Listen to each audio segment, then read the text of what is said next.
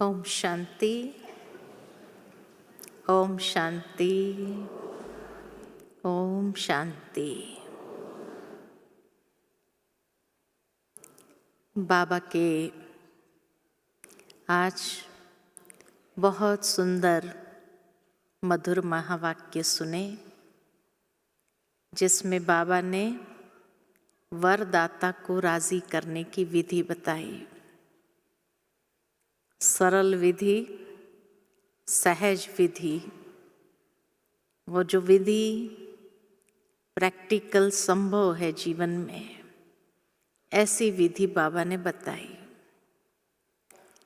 लेकिन आज की मुरली के साथ साथ मैं पिछले संडे की मुरली को भी अगर जोड़ दूं, तो जैसे ये एक मुरली के दो पार्ट थे। पहला पार्ट हमने पिछले संडे देखा, जिसमें बाबा ने दाता विधाता को राजी करने की विधि बताई कि जिससे चारों ही प्रकार के भाग्य और सर्व खजाने भरपूर हो जाते हैं। और उसमें बहुत सिंपल सी विधि बाबा ने बताई थी कि दाता विधाता को राजी करने की सिंपल विधि क्या है। तो बाबा ने कहा दाता विधाता को राजी करने की विधि यही है कि हर हाल में जो बच्चे राजी रहते हैं, नाराज नहीं होते हैं, वो दाता विधाता को राजी कर लेता है। क्योंकि छोटी छोटी बातें ही कभी कभी मन को बहुत डिस्टर्ब कर देती है, हलचल में ले आती है। और वो छोटी बात के जब तक रहस्य को समझो तब तक तो अनेक प्रश्न मन के अंदर उभर आते हैं और हम कई रीति से नाराज और अपसेट भी हो जाते हैं। और उसके बाद जब अवस्था ठीक होती है तो समझते हैं अच्छा हुआ जो हुआ सो बहुत अच्छा।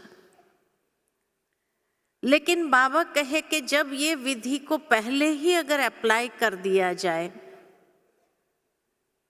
कि हर हाल में मुझे राजी ही रहना है, तो नाराज होने का सवाल ही नहीं आता है।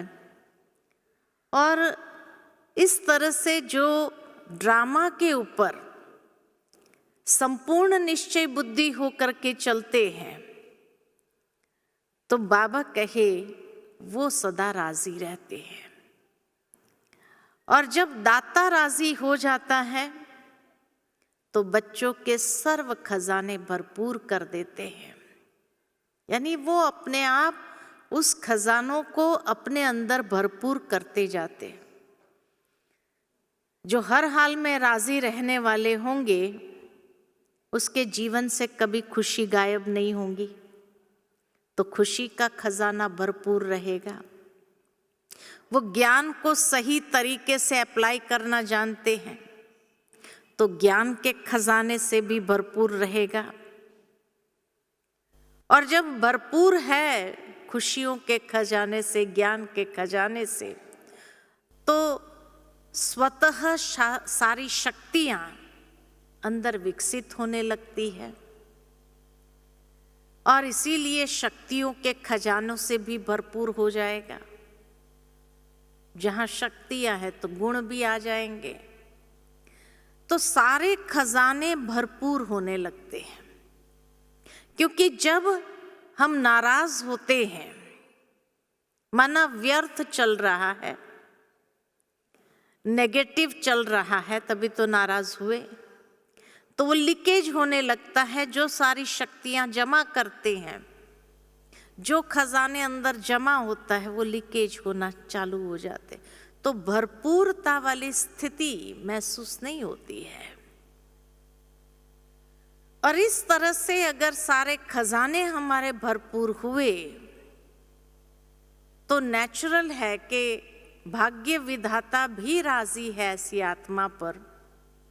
और इसीलिए उसके सारे भाग्य के खजाने भरपूर होने लगते हैं, चाहे तन का हो, मन का हो, धन का हो और जन का हो।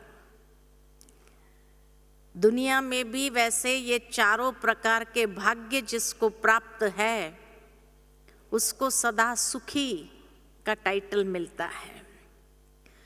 तो ऐसे ही हमारे चारों प्रकार के भाग्य सदा भरपूर, और जहां ये भरपूरता है वहां ही उसका सुख अनुभव होने लगता है। तो कोई भी बात में क्वेश्चन नहीं, कोई भी बात में किसी को उल्झना नहीं देना, तो ये है भाग्य विधाता को राजी करने की विधि। लेकिन आज जो बाबा ने तीसरा कहा, वरदाता को राजी करना, और वरदाता को एक ही शब्द प्रिय है। कौन सा बताया?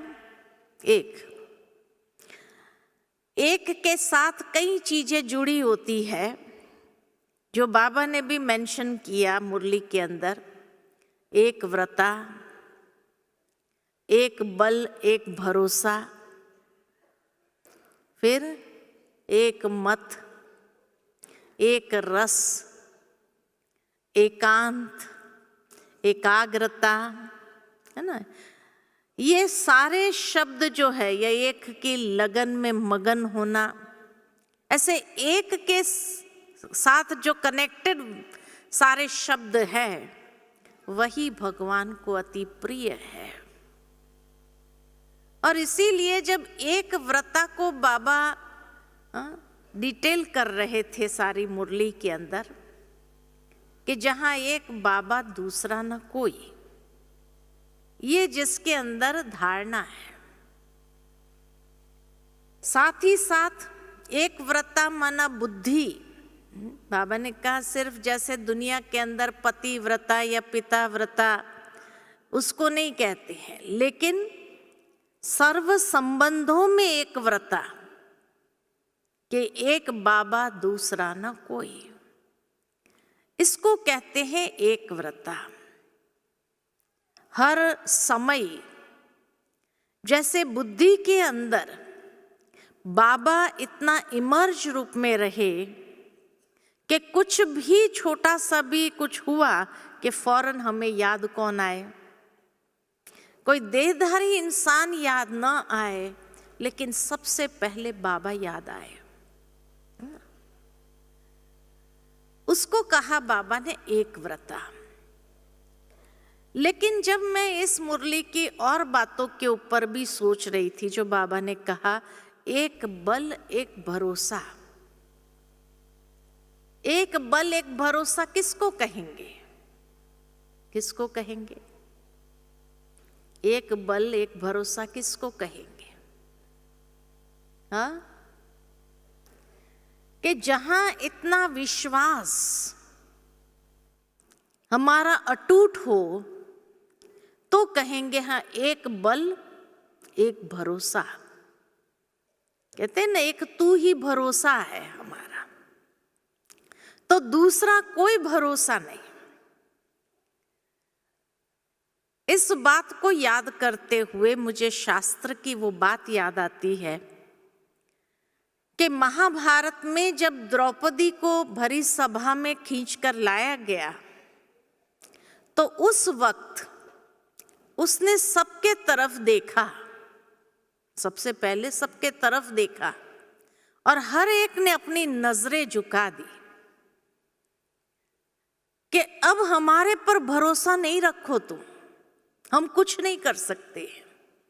चाहे वो भीष्म पितामह के तरफ देखते तो उसने भी अपनी नजरें झुका दी, गुरु द्रोणाचार्य पर देखा तो उसने भी अपनी नजरें झुका दी, अपने पतियों के तरफ देखा तो उन्होंने भी अपनी नजरें झुका दी। जब सबने नजरें झुका दी, यानी हम कुछ नहीं कर सकते हैं, तब उसने ईश्वर को पुकारा। वहां तो कृष्ण दिखाते हैं महाभारत में कि उसने कृष्ण को पुकारा।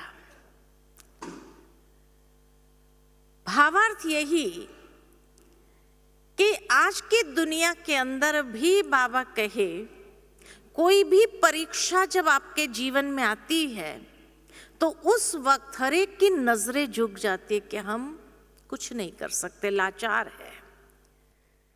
तो दुनिया के हर इंसान उस वक्त लाचार हो जाते हैं, लेकिन उस वक्त एक ही भरोसा होता है भगवान का कि वही अब जो करे। और इसीलिए जब टोटल सरेंडर, एक बल एक भरोसा माना टोटल सरेंडर हो जाना, जब बुद्धि हमारी समर्पित हो जाती है उसको कहते हैं एक बल एक भरोसा। दूसरा, दिल से पुकारना।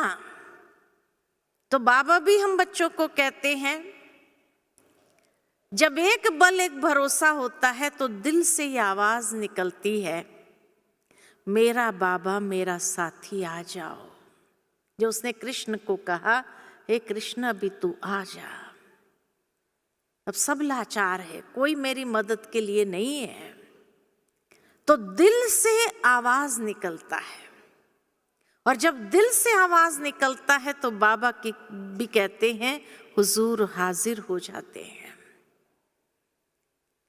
हर समय जब इतना दिल से लगन से हम उसको पुकारते हैं, उतना प्यार से उसको पुकारते हैं, तो ये है एक बल एक भरोसा। सबसे पहला टोटल सरेंडर, दूसरा दिल से पुकारना, तीसरा वहां कर्म की गुह्य गति भी साथ में जुड़ती है, और निश्चयात्मक बन जाना, एक बल एक भरोसा माना निश्चय बुद्धि बन जाना। आप सोचेंगे हम तो है ही निश्चय बुद्धि, लेकिन यथार्थ निश्चय बुद्धि किसको कहा जाता है? यथार्थ निश्चय बुद्धि माना जहां शक की कोई गुंजाइश नहीं हो, पता नहीं, ये पता नहीं अंदर में उत्पन्न नहीं होता है, तो जहां शक न हो। दूसरा, जहां व्यर्थ न हो, पता नहीं बाबा मदद करेगा ना, तो व्यर्थ की मार्जिन न हो। तीसरा, जहां पर कोई उलझन न हो, क्योंकि जहां पता नहीं आया तो उलझन तो क्रिएट होगी, मूंझ अंदर होगी। तो निश्चय बुद्धि को न कभी उलझन होगी न मूंझ होगी, इसको कहते निश्चयात्मक बुद्धि। निश्चय बुद्धि माना निर्भय। निश्चय है तो भय की आवश्यकता नहीं, अगर भय है माना निश्चय की कमी है। तो निश्चय माना निर्भय, निश्चय माना फुल स्टॉप, प्रश्नात्मक नहीं, कोई प्रश्न उत्पन्न नहीं हो सकता है उसमें कि मैंने ये किया तो सही, लेकिन तो प्रश्न नहीं आ सकता है, उसको कहते हैं निश्चय बुद्धि। तो यथार्थ निश्चय बुद्धि माना जहां शक न हो, मूंझ न हो, उलझन न हो, व्यर्थ न हो, प्रश्नात्मक न हो, निर्भय, भय न हो, तब कहेंगे यथार्थ निश्चय बुद्धि। 100% जहां अंदर से एक गारंटी है कि हाँ बाबा है और वो करेगा ही। तो इसीलिए कहा टोटल सरेंडर। फिर दूसरा जो कहा एक बल एक भरोसा माना, दूसरा क्या बताया? जहां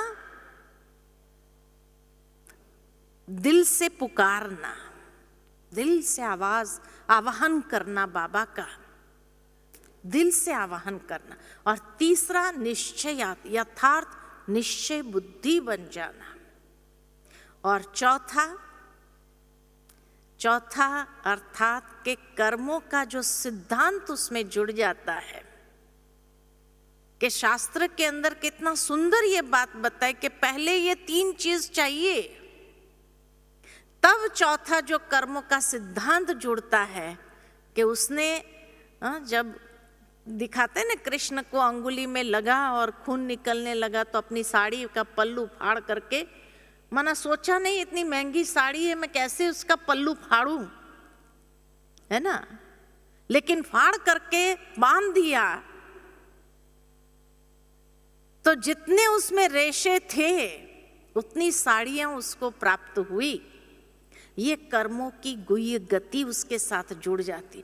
यानी हम पहले बाबा के लिए उस सरेंडर, एक बल एक भरोसा के अंतर्गत हम कितना कर्म में इतनी लगन से कर्म करते हैं, बाबा के प्रति सेवा करते हैं, तो जितनी सेवा किया उससे कई गुना अधिक होकर के वहां कर्म का सिद्धांत जुड़ता है। यह है एक बल, कर्मों का बल, इसलिए कर्मों का बल माना गया है। और पवित्रता का बल, जितनी पवित्र भावना के साथ वो कर्म किया उसका रिटर्न देने के लिए भगवान भी बंध जाता। तो एक बल और एक भरोसा, ये भगवान को प्रिय है। उसको कहा वरदाता को राजी करने की विधि। तो पहली एक व्रता, दूसरा है एक बल एक भरोसा, फिर तीसरा है एक मत अर्थात श्रीमत। श्रीमत रूपी हाथ में बाबा के हाथ में मैंने हाथ दिया, अर्थात अमृत वेले से लेकर रात्रि तक हम श्रीमत के अनुसार हर कर्म कितना करते हैं। बाबा ने हम बच्चों को अमृत वेले से लेकर रात्रि सोने तक, सोना कैसे है ये भी परसों की मुरली में हम सभी ने देखा कि सोना कैसे है। सोने समय भी बाबा को याद करो, वर्षे को याद करो और स्वदर्शन चक्र फिराकर फिर सो। उसी में धीरे धीरे नींद आ जाएगी तो अंत मते सो गति, दूसरे दिन सुबह में उठेंगे भी उसी विधि के साथ। तो बाबा ने हर एक कर्म के लिए जो हम श्रीमत हमें दी है, उस श्रीमत पर हम कितना चलते हैं तो वरदाता को राजी करना सहज है। अगर उस श्रीमत को तोड़ मरोड़ दिया अपनी सहूलियत के हिसाब से, या अपनी मन मत या पर मत के प्रभाव में आकर के ठीक है ये कह दिया, तो श्रीमत तो नहीं हुई। तो जब परमत के प्रभाव में चले रहे हैं तो बाबा राजी कैसे होगा। तो वरदाता को राजी करना माना श्रीमत जो है जैसी है वैसे ही उसको समझते हुए उसको जीवन के अंदर धारण करना और उस अनुसार चलना।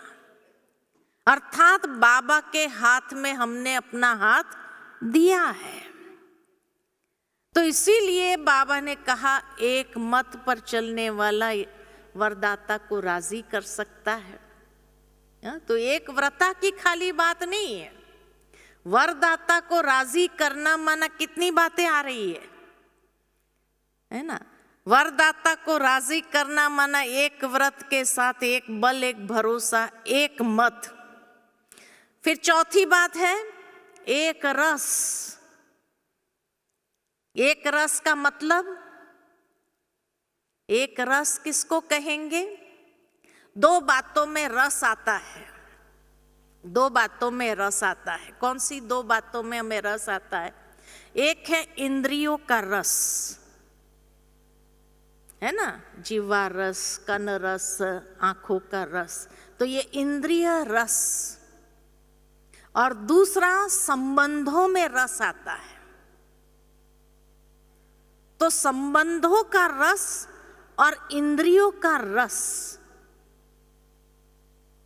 तो संबंधों का रस, तो बाबा ने कहा सर्व संबंध मेरे साथ जोड़े, ताकि हम सर्व संबंधों का अतीन्द्रिय सुख का रस एक बाबा से प्राप्त कर सके। जो बाबा ने आज चतुराई बताई कि कई बार बच्चे चतुराई करते हैं कि बाबा आपके साथ मुख्य संबंध का रस तो है ही है, लेकिन फिर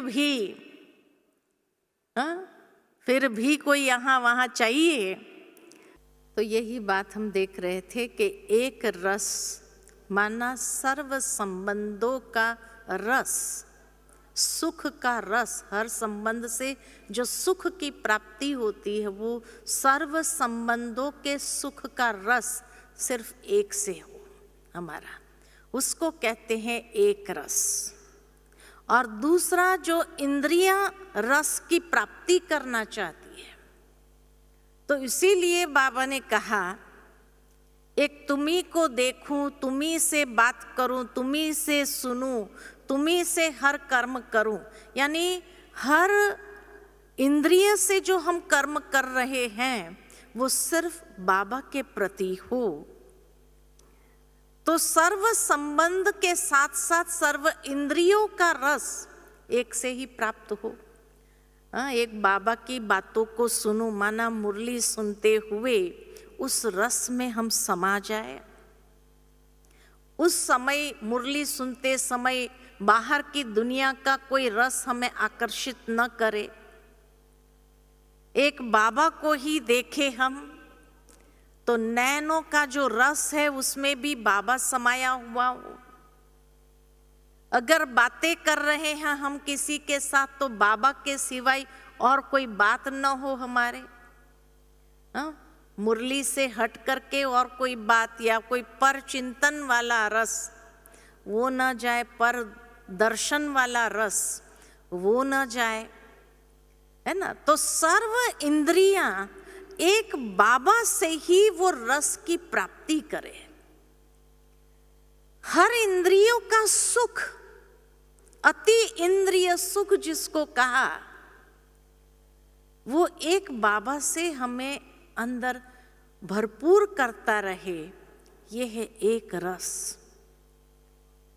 तो ऐसे जो एक रस में होते हैं लीन, जिसको दुनिया में लोगों ने कहा लीन हो गए, वास्तव में उस एक के रस में, सुख के रस में खो जाना या उसमें समा जाना, उसको कहा एक रस में खो गया है। ये एक ही रस है, उसके पास दूसरा कोई रस, पर चिंतन, पर दर्शन या और कोई रस है ही नहीं इस दुनिया का। एक ही रस है उसके पास। फिर पांचवी बात, एकांत। जब एक के अंत में खो जाना, अर्थात उस साइलेंस के रस में जाना। क्योंकि जब एक के अंत में हम खो जाएंगे तो खाली सुख का रस मिलता इतना नहीं, आनंद का रस उसमें मिलता है, शांति का रस उसमें प्राप्त होता है। तो वो सारे रस जो है उसमें समा जाना, एकांत, एक के अंत में खो जाना, स्नेह में समा जाना, उस प्यार में समा जाना, यह है एकांत। और उसके अंदर मन बुद्धि हमारी इतनी शांत हो जाए, साइलेंस के रस में खो गई, और वो रस इतना भा रहा है अंदर, इतना उसका आनंद आ रहा है कि वो मन बुद्धि इधर उधर कहीं जाए नहीं। तो वरदाता को प्रसन्न कर सकते हैं, या वरदाता राजी होकर के हर प्रकार के वरदान हमें दे सकते हैं। और छठी बात, एकांत के साथ जब एकांत में समाते हैं, तो जैसे बाबा हमेशा कहते हैं, एक नामी वाला इकोनॉमी करता है। एक नामी जिसके अंदर है, एक बाबा के प्रति ही सब कुछ है, तो इकोनॉमी का अवतार है। मुझे याद आता है एक बार हमारी कोई दादी या दीदी ने बात सुनाई थी कि एक परिवार था, तो उस परिवार में छोटा बच्चा था, तो उसने अपने पिता से कहा कि मुझे 10 रुपया चाहिए। तो पिता ने उसको कहा कि कल दूंगा, आज नहीं, कल दूंगा। ये नहीं कि वो नहीं दे सकता था। दूसरे दिन उसने सुबह क्लास में जाकर के, गंगे दादी थी हमारी, तो गंगे दादी से पूछा कि बच्चा 10 रुपया मांग रहा है, तो मैं दूं? तो दादी ने कहा भले दे दो, है ना। तो आकर के उसने दे दिया बच्चे को। तो बच्चे ने कहा ये तो आप कल भी दे सकते थे। तो कहा नहीं, आज मैंने श्रीमत प्रमाण दिया, आज जिम्मेवार बाबा हो गया, क्योंकि मैंने दादी से पूछ करके दिया, मैं ट्रस्टी हूं। अगर मैंने सब कुछ बाबा को समर्पित कर दिया है और मैं ट्रस्टी हो गया और तुम 10 रुपया मांग रहा है, अब जिम्मेवार बाबा है कि उस 10 रुपये से जो तुम करेगा तो मैं तेरे कर्मों का भागी नहीं बनूंगा, लेकिन बाबा अभी रिस्पॉन्सिबल है कि तुम उस 10 रुपये को कैसे खर्च करेगा, तो तुम रिस्पॉन्सिबल है, बाबा। ये है एक नामी एकानामी, है ना। तो ऐसे परिवार शुरू में बाबा के ऐसे परिवार थे। आज हम सोचते नहीं हैं, 10 रुपया मांगा, ठीक है दे दिया, लेकिन उस समय में बाबा ने जो श्रीमत दी थी कि वो परिवार बाबा से पूछ करके, और बाबा नहीं है तो निमित्त आत्मा से पूछ करके वो श्रीमत लेकर के दादी ने कहा दे दो ना, तो तब उसने दिया 10 रुपया, और वो 10 रुपया दिया तो कहा अब मेरा कोई कर्म बंधन उसमें नहीं बंधा और कर्म संबंध में मैं आ गया। कहने का भावार्थ कि कितनी गहरी धारणा है ये बात, है ना, कि जहां बाबा को रिस्पॉन्सिबल बना देना और अपना कर्म बंधन, चाहे अपना ही बच्चा क्यों ना हो, लेकिन इस जन्म में हमें सारे बंधन चुकतू करने हैं। तो आप सोचो कि जब वो बच्चे को मालूम पड़ा कि अब मैं रिस्पॉन्सिबल हो गया कि 10 रुपये को मैं कैसे खर्च करता हूं, तो वो भी, उसके अंदर भी वो संस्कार आएगा, क्योंकि उसको श्रीमत से जैसे यज्ञ का पैसा मिला, क्योंकि वो ट्रस्टी समझता था।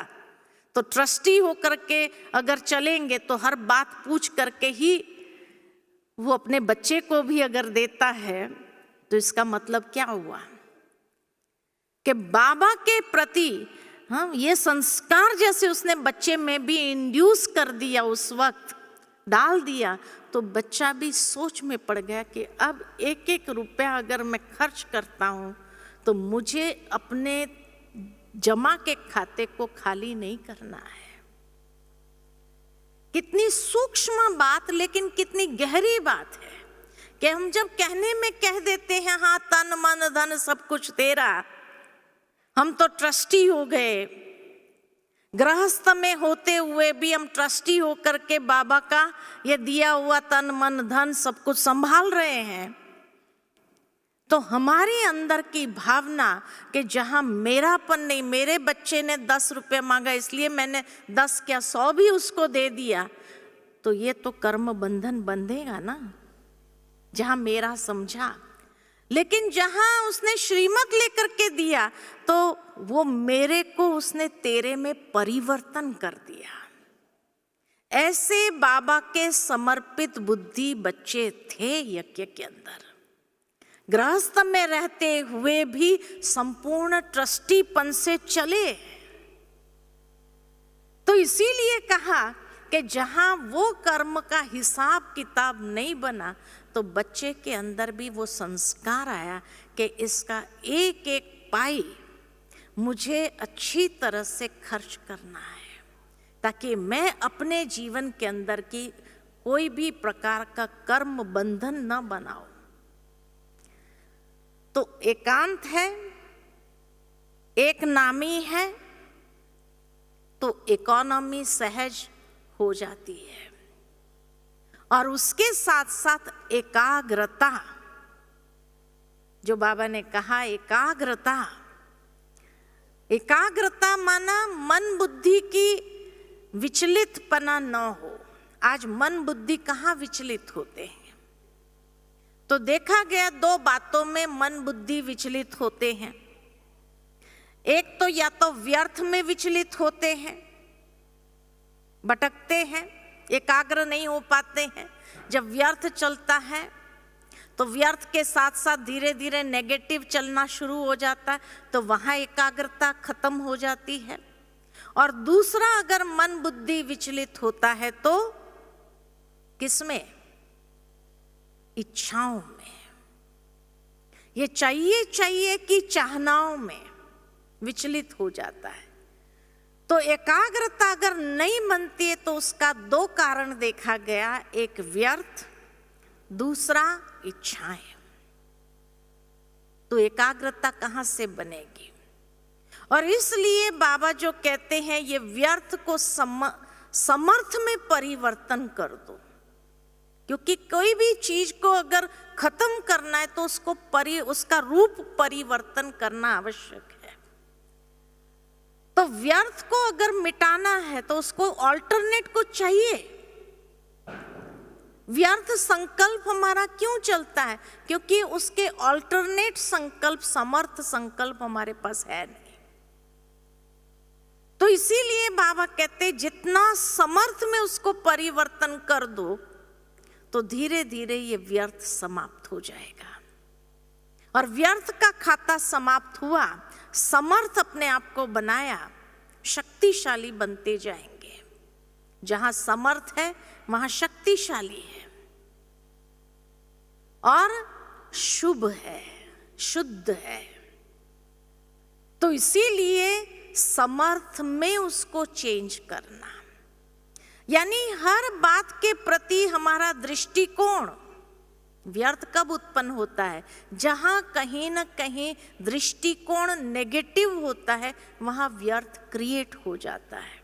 तो दृष्टिकोण को परिवर्तन करना, कहते भी है कि हर दृश्य को देखने के दो नजरिए हैं, एक पॉजिटिव, एक नेगेटिव। जब नेगेटिव दृष्टिकोण अपनाते हैं तो व्यर्थ आरंभ होता है, और जब पॉजिटिव दृष्टिकोण अपनाते हैं, सकारात्मक दृष्टिकोण अपनाया, तो समर्थ उत्पन्न होता है ना। जैसे दुनिया में कहा गया है कि दो व्यक्ति थे, एक ने कीचड़ में कमल को देखा और दूसरे ने चांद में भी दाग देखा, है ना। वैसे लोग वर्णन करते हैं कि भाई ये तो कोई माँ का इतना प्यारा बच्चा होगा तो कहेंगे तो चांद का टुकड़ा है, चांद जैसा है। लेकिन अगर बच्चे का मन के अंदर व्यर्थ चले तो क्या कहेगा? आपने मुझे चांद का टुकड़ा कह दिया, इतना दाग है चांद में, मेरे में भी दाग है, ये कहना चाह रहे। माना नेगेटिव उठाना चाहे तो उठा सकते हैं ना। व्यर्थ कितना चलना, अच्छा व्यक्त नहीं कर पाए तो कितना व्यर्थ चलेगा कि मेरी माँ ने मेरे को चांद कह दिया, इतने दाग वाला हूं मैं क्या? तो दुखी नहीं हो जाएगा? व्यर्थ सोच सोच करके दुखी नहीं होगा। तो कहा एक ने कीचड़ में कमल को देखा, कीचड़ को नहीं देखा, कमल को देखा, और एक ने चांद में भी दाग को देखा। सारा दृष्टिकोण के ऊपर ही तो है। तो इस तरह से जीवन के अंदर जो परिस्थितियां हमारे सामने आती है, उन परिस्थितियों को देखने का दृष्टिकोण मेरा कौन सा है? अगर हमने व्यर्थ चलना शुरू हुआ, इसका मतलब हमारा दृष्टिकोण नेगेटिव है, ये सिद्ध हो जाता है, तभी व्यर्थ चल रहा है। अगर हमारे मन में अच्छे विचार आ रहे हैं, माना हमारा दृष्टिकोण उस दृश्य को देखने के बाद भी समर्थ है, यानी पॉजिटिव है। इसीलिए जब बाबा ने कहा दाता विधाता को राजी करना, माना हर हाल में राजी होना। भावार्थ यही कि हर हाल में आप पॉजिटिव दृष्टिकोण को अपनाओ। जब पॉजिटिव दृष्टिकोण अपनाते हैं तो हर बात में कौन से विचार आएंगे? व्यर्थ उत्पन्न नहीं होगा। तो व्यर्थ को समर्थ में परिवर्तन करने के लिए दृष्टिकोण को बदली कर दो, या देखने का नजरिया बदली कर दो। जब देखने का नजरिया बदली हो जाएगा तो अपने आप व्यर्थ संकल्प इमर्ज होने के बजाय समर्थ संकल्प की उत्पत्ति होगी। तो हमारी एकाग्रता बढ़ेगी। जितना व्यर्थ होगा ना तो इतना मन विचलित होगा, मन को एकाग्र होने नहीं देगा। और दूसरा जो कहा इच्छा, तो बाबा ने हम बच्चों को कहा तुम्हारे पास सब कुछ है। ये भाव को अपने अंदर क्रिएट करना कि अप्राप्त नहीं कोई वस्तु ब्राह्मणों के खजाने में। जब ये भाव आ जाता है कि हम भरपूर है अंदर से, जब भरपूरता की फीलिंग आई, तो उसके बाद इच्छा ये चाहिए, वो चाहिए, ये चाहिए, ये इच्छाएं उत्पन्न ही नहीं होंगी। तो भरपूरता की फीलिंग को अंदर में क्रिएट करो। तो ये दो बातों से एकाग्रता सहज आने लगेगी। नहीं तो क्या होगा? व्यर्थ कभी कभी इतना चलना शुरू हो जाता है, जो लोग शिकायत करते क्या करे, नींद ही नहीं आ रही है। अब नींद नहीं आने का कारण क्या है? नींद न आने का कारण क्या है? मन कहीं ना कहीं भटक रहा है, कोई ना कोई ख्यालातों में चल रहा है, तो व्यर्थ ही कहेंगे। समर्थ चलने के बाद अगर नींद ना आए, ऐसे तो हो नहीं सकता है। समर्थ चलेगा तो खुशी उत्पन्न होगी। अगर खुशी नहीं है और विचार चल रहे हैं तो वो समर्थ तो हो ही नहीं सकता, वो व्यर्थ ही है। और जहाँ व्यर्थ की उत्पत्ति ज्यादा होगी तो अंदर से खोखलेपन का अनुभव जरूर करेंगे। तो मन बुद्धि की एकाग्रता लाने के लिए एक तो समर्थ, दूसरा इच्छा मात्रम अविद्या वाली स्थिति, यानी भरपूरता की स्थिति अंदर में क्रिएट हो। और तीसरा जो बाबा हमेशा कहते कि मन बुद्धि को एकाग्र करने के लिए बुद्धि क्लीन क्लियर चाहिए। क्लीन हो, स्वच्छ हो, और क्लियर यानी स्पष्ट हो। हर दृश्य को जो जैसा है वैसे ही उसको देखना, समझना, अपना मतलब न निकालना उसमें से। जब अपना मतलब निकालना चालू कर देते हैं तो बुद्धि का जो स्पष्टता है वो मलिन होने लगती है। तो जितनी हमारी बुद्धि क्लीन एंड क्लियर है, प्योर है, उतनी मन बुद्धि की एकाग्रता सहज हमारी आने लगेगी। और उसी से ही हम वरदाता को राजी कर सकते हैं। तो वरदाता को राजी करना मतलब समझा कैसे राजी होता है? तो इसीलिए बाबा ने आज मुरली के अंदर सरल, सहज और प्रैक्टिकल विधि बताई। है सरल? है सरल कि डिफिकल्ट लगता है कि अब तक तो सोचा ही नहीं था। बाबा ने तो मुरली में एक व्रता कहा, तो एक व्रता के आधार पर तो हमने यही समझा कि वरदाता को राजी करना बहुत इजी है।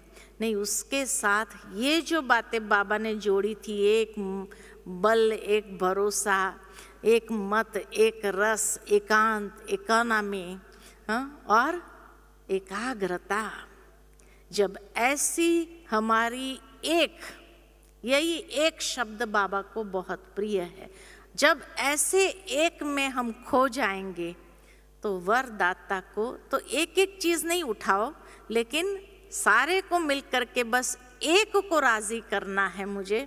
एक के पीछे ही हमारा फोकस हो, एक के इर्द गिर्द ही हमारी बुद्धि चलती रहे, तो एक एक बाबा को राजी करना सहज हो जाएगा। ठीक है ना? ठीक है, अच्छा, ओम शांति।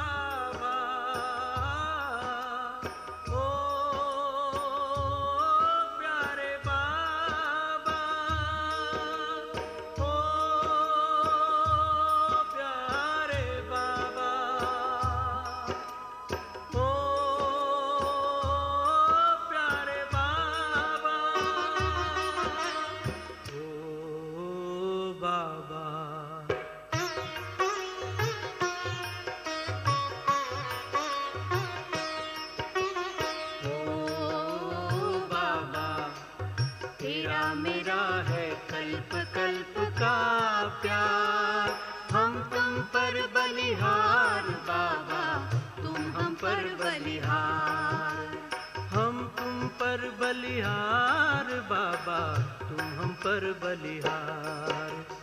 ओ बाबा, ओ प्यारे बाबा।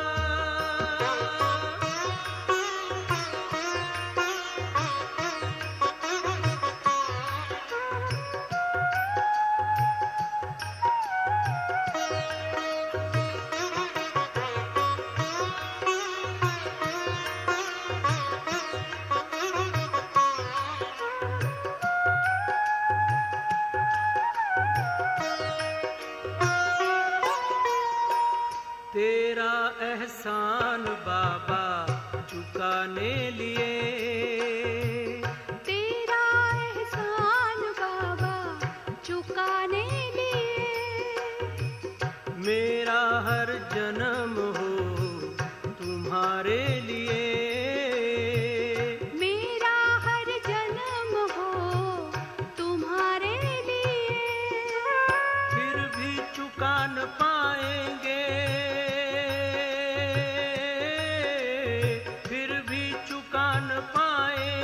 चाहे जन्म ले हम कई बार, फिर भी चुका न पाएंगे, चाहे जन्म ले हम कई बार। हो बाबा, हो प्यारे बाबा, हो बाबा, तेरा मेरा है कल्प कल्प का प्यार। हम तुम पर बलिहार बाबा, तुम हम पर बलिहार। हम तुम पर बलिहार बाबा, हम तुम पर बलिहार। हो बाबा, हो बाबा।